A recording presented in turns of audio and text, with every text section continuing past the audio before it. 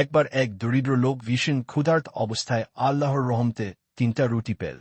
সারাদিন সে কিছু খেতে পারেনি, তাই রুটিগুলো তার কাছে ছিল অমূল্য।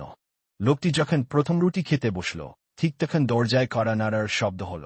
বাইরে গিয়ে দেখে এক ভিখারি দাঁড়িয়ে আছে।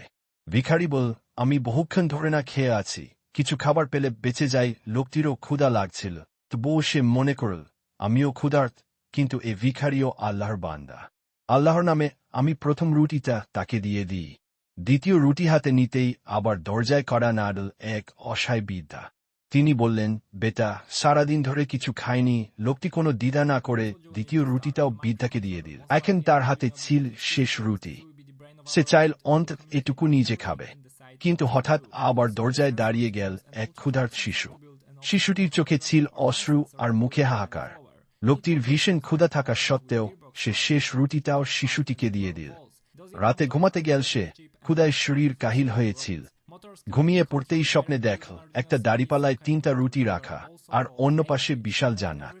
দূত বল, তুমি আল্লাহর সন্তুষ্টির জন্য 3টি রুটি দান করেছ, তাই জান্নাত তোমার জন্য ওজনদার।